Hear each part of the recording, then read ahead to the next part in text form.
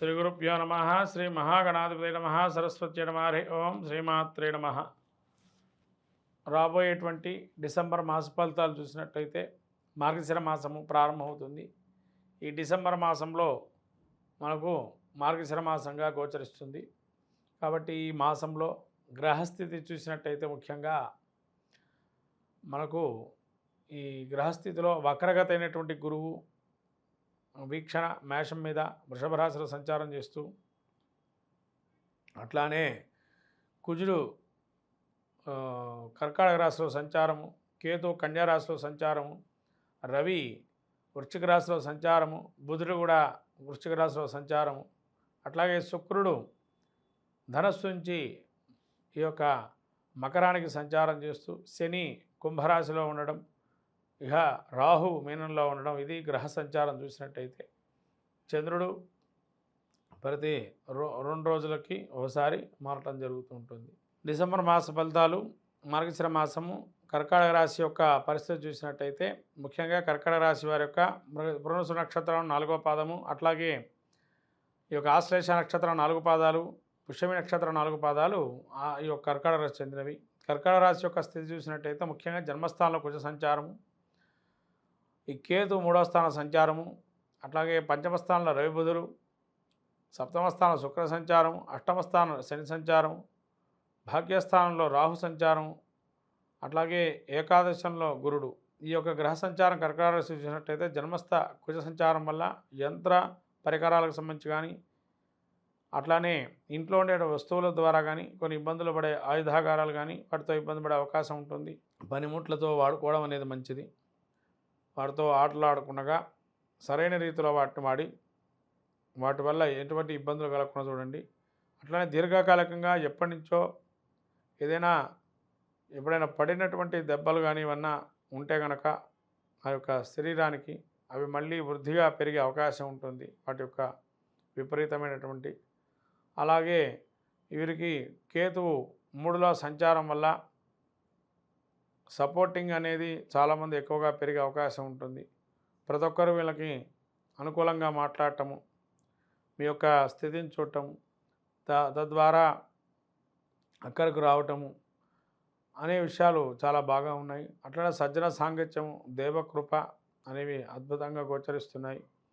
అట్లాగే ఈ రవి బుధులు పంచమస్థాన సంచారం వల్ల అనేక రకాలుగా ఉష్ణ సంబంధమైనటువంటి ఇబ్బందులు కానీ వచ్చే అవకాశం ఉంటుంది. జాగ్రత్తగా ఉండండి. అతిగాను ఉష్ణం అనేది వచ్చే అవకాశం ఉంటుంది.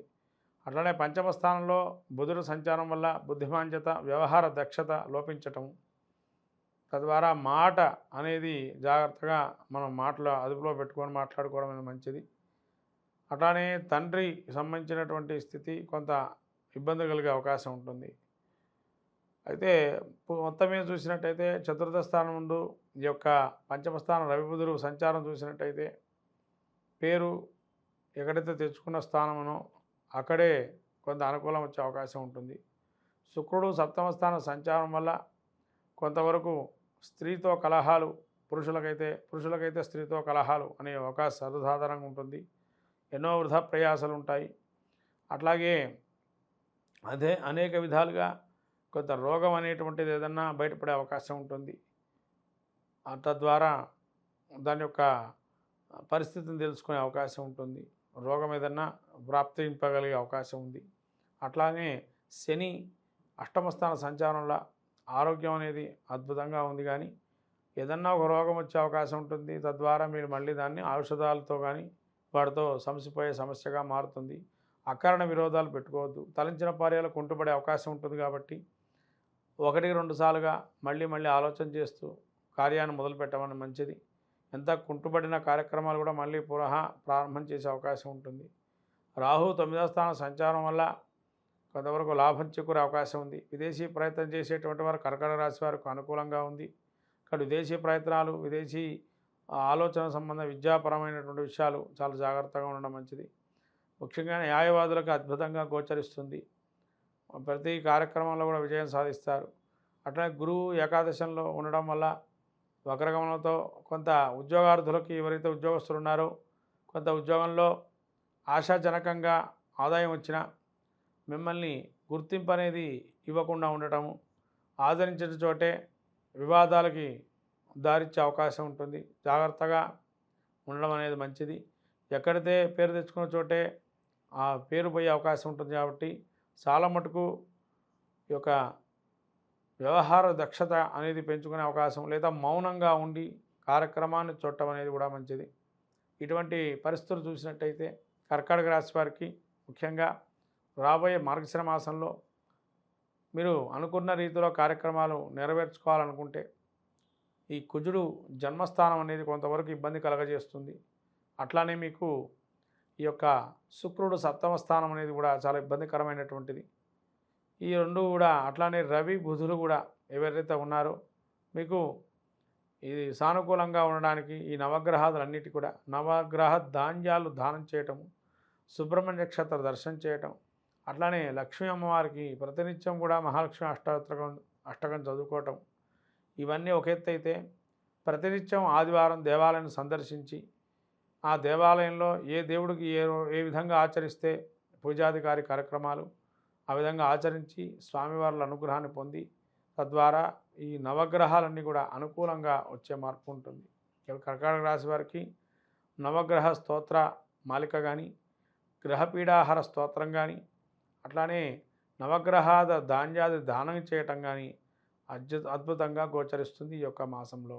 ఈ యొక్క గ్రహస్థితి చూస్తే మనకు ముఖ్యంగా నవగ్రహాదుల్లో ఎటువంటి పరిణామాలు ఉంటాయి డిసెంబర్ మాసంలో చూసుకున్నట్టయితే ముఖ్యంగా రవి బుధులు సంచారం వృశ్చిక రాశిలో ఉండటం వల్ల కొంతవరకు ఈ మాసంలో విశేషంగా చెప్పుకోవాల్సిన విషయాలు ఏంటంటే ఏదైనా ఒక తెలియనటువంటి రహస్యాలు బయటపడే అవకాశం మాసంగా గోచరిస్తుంది.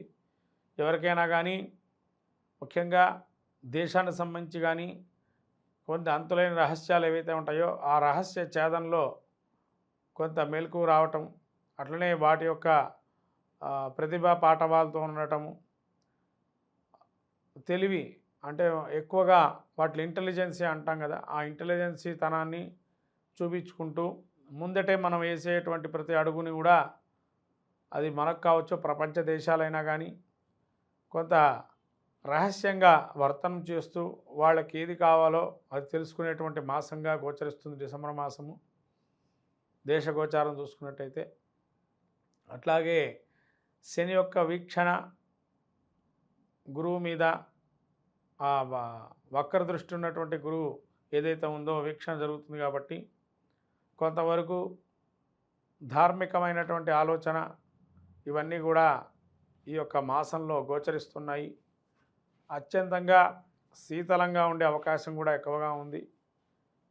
ఈ విధంగా మనం యొక్క గోచారం చూసుకున్నట్లయితే ఈ ఫలితాలన్నీ కూడా ముఖ్యంగా రహస్య ఛేదన, రహస్య వర్తనాలు అనేవి ఏవైతే ఉంటాయో వాటికి సంబంధించి దేశ గోచారంలో కనబడుతున్నాయి. కాబట్టి ప్రతి దేశంలోనూ కూడా కొంత స్టింగ్ ఆపరేషన్స్ లాంటివి జరిగి వాటి నుంచి రహస్యాలు ఛేదన చేసే అవకాశం ఉంటుంది.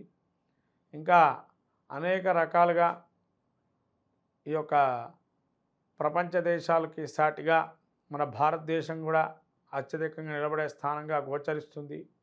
భారతదేశ ఖ్యాతిని కొంతవరకు విదేశీయులు గమనించటం, తద్వారా వాళ్ళు కూడా స్వాగతించడం ప్రతి విషయాన్ని మనకు ఈ యొక్క మాసంలో గోచరిస్తుంది. అట్లానే క్రీడారంగంలో కూడా మంచి మెలకువలు వచ్చి కొత్తదైనటువంటి పుంతలు తొక్కే అవకాశం ఉంటుంది. క్రీడారంగంలో కొత్త ఆలోచనతో కొత్త ఆటలు కానీ అటువంటివన్నీ కూడా వచ్చే అవకాశం ఉంటాయి ఈ యొక్క డిసెంబర్ మాసంలో.